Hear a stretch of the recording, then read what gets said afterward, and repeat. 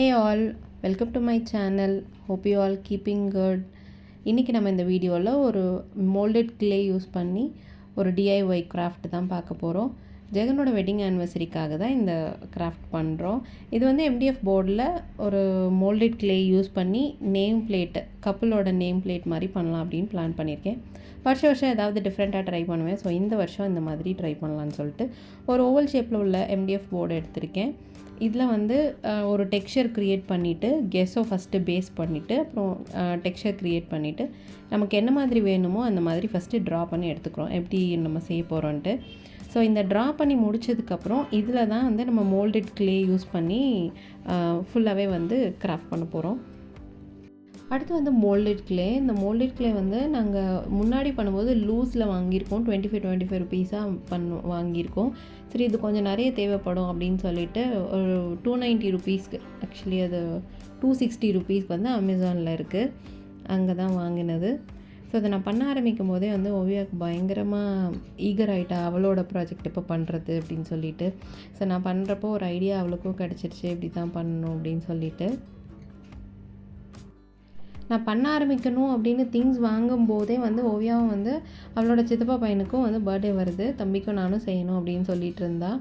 So அதுக்காக நாங்கள் 2 பேருமே டிசைன்ஸ் சூஸ் பண்ணும்போது கிளாஷ் ஆகாமல் டிசைன்ஸ் எடுத்தோம். கலர் கிளாஷ் ஆகக்கூடாது அப்படின்னு சொல்லிட்டு டிசைன்ஸ் எடுத்து தான் வந்து மெட்டீரியல்ஸ் எல்லாம் வாங்கினோம். இந்த ஓவல் ஷேப் ஆக்சுவலாக கிடைக்கிறதுக்கு ரொம்ப கஷ்டமாக இருந்துச்சு. பக்கத்தில் உள்ள ஸ்டேஷ்னரி ஷாப்லலாம் ஸ்கொயர் ஷேப்பும் ரெக்டாங்கிள் கூட கிடைக்கல, ஸ்கொயர் ஷேப்பு ட்ரையாங்கிள் இருந்துச்சு. சர்க்கிள் வந்து எல்லா இடத்துலையும் கிடைக்கிது, பட்டு இந்த ஓவல் ஷேப் வந்து கிடைக்கல. ரொம்ப தூரத்தில் தான் ஒரு ரிலையன்ஸ் மார்ட் அப்படின்னு ஒரு ஸ்டேஷ்னரி ஷாப் இருக்குது, அந்த ஷாப்பில் தான் வந்து இதை நான் பர்ச்சேஸ் பண்ணேன். ரொம்ப டிஃப்ரெண்ட்டான ஷேப்ஸ் எல்லாம் வந்து அங்கே தான் கிடைக்கிது, ஹெச்எஸ்ஆர் லேஅவுட்டில் இருக்குது.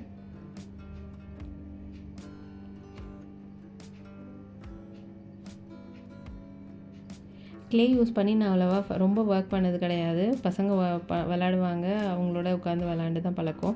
இது ஏர் க்ளேங்கிறதுனால கொஞ்ச நேரத்துக்கு மேலே டக்குன்னு இதாயிரும், ஹார்டாகிடுது. ஸோ அதுக்குள்ளே நம்ம பிரித்து அதை டக்குன்னு பண்ணால் தான் உண்டு, இல்லைனா அந்த பேக் வந்து நம்மளுக்கு வேஸ்ட் ஆயிரும்.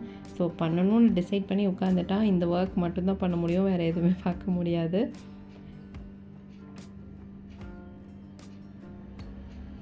எல்லோரும் ஸ்கூலுக்கு போனதுக்கப்புறம் இவங்க ஆஃபீஸ் போனதுக்கப்புறம் கொஞ்சம் பீஸ்ஃபுல்லாக இருக்கும். ஸோ அந்த டைம் தான் உட்காந்து நான் அந்த க்ளே ஒர்க்லாம் பார்த்துட்ருப்பேன். ஏன்னா அப்போ தான் ஃபுல் ஃப்ளெஜ்டாக ஒரு வேலையை பார்க்க முடியும் அப்படின்னு. ஓவியா கிட்ட தான் ஃபெவிகால், ஆக்சுவலாக அந்த ஃபெவிகால் டியூப் வந்து கொஞ்சம் சின்னதாக இருக்குது, என்கிட்ட பெரிய பாட்டிலாக இருக்கும். ஸோ அதை ஒவ்வொரு தடவையும் எடுத்து ஊற்றும் போது கொஞ்சம் ஹார்டாக தான் இருந்துச்சு. இதுக்கு சின்ன பாட்டிலே வாங்கி வச்சுருந்துருக்கலாம் போல், நம்மளுக்கு ஏற்ற மாதிரி அது ட்ரா பண்ணுறதுக்கெலாம் ஈஸியாக இருக்கும் அப்படின்னு சொல்லிட்டு யோசித்தேன்.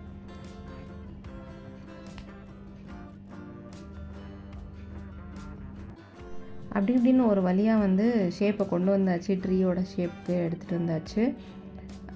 அதுக்கடுத்து இதில் வந்து இப்போ லீஃப் எல்லாம் பண்ணணும், ஃப்ளவர்ஸ் பண்ணணும், ப்ளஸ் இந்த சைடில் இருக்க மஷ்ரூம்ஸ், அப்புறம் ஹவுஸ், இது எல்லாத்தையுமே ரெடி பண்ணணும். டெக்ஸ்சர் கொடுக்கறதுக்கு தான் வந்து இந்த மாதிரியான கிராஃப்ட் டூல்ஸ் எல்லாம் வந்து வாங்கியிருந்தேன்.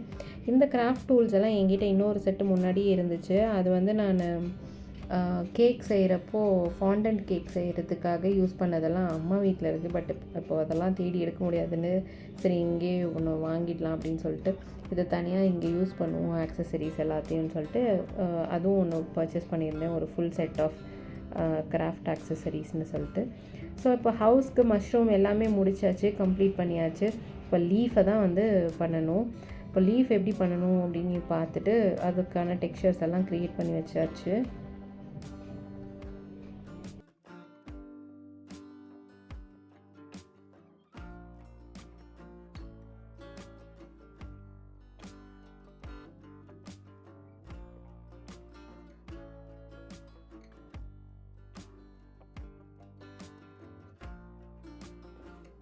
ஸோ இதுதான் ஓரளவுக்கு கம்ப்ளீட் பண்ண பிக்சர். இதில் நேம் மட்டும்தான் கொடுத்துட்ருக்கேன். நேம் வந்து ஆக்சுவலாக நான் பெயிண்ட் பண்ணிடலாம் அப்படின்னு தான் யோசித்தேன்.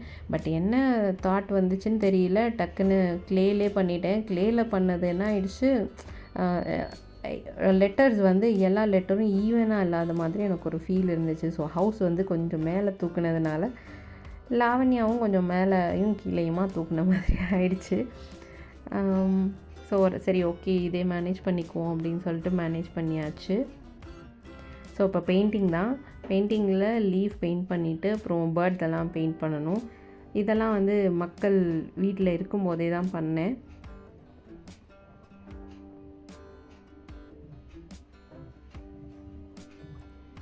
ஓவியாவுக்கு கொஞ்சம் கலர்ஃபுல்லாக வர வர வர ஓகே நம்மளும் அடுத்து இந்த மாதிரி தான் கலர்ஃபுல்லாக எடுத்து பண்ண போகிறோம் அப்படின்னு ஒரு ஜாய் ஆகிடுச்சு. நான் பண்ண ஆரம்பித்ததுக்கப்புறம் கௌஷிக்கும் எடுத்து நான் ஒரு ஸ்பைடர்மேன் பண்ணுவேன் அப்படின்னு சொல்லிட்டு அவன் ஒரு குட்டி எம்டிஎஃப் போர்டு வச்சு அவனும் பண்ணிகிட்டு இருந்தான். ஸோ ஒரே ஜாய்ஃபுல்லாக தான் வந்து இந்த ஆர்ட் நாங்கள் கம்ப்ளீட் பண்ணோம். And this is the output of this couple MDF name plate. உங்களுக்கு பிடிச்சவங்களுக்கு நீங்களும் இந்த மாதிரி ஏதாவது ஹேண்ட்மேட் டிஐவைஸ் ட்ரை பண்ணி பாருங்கள். ரொம்ப ஜாய்ஃபுல்லாகவும் அவ்வளோ மனசுக்கு நிறைவாக இருக்கும். Hope you enjoyed watching this video and thanks for watching. Tata bye bye from Priya.